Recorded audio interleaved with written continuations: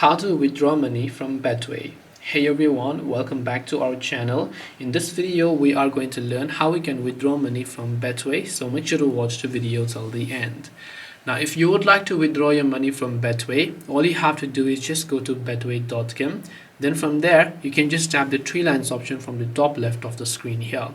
Once you tap the three lines option, from here you can just go to all sports, and from there you can go to my account, and under my account you'll find an option that says withdraw.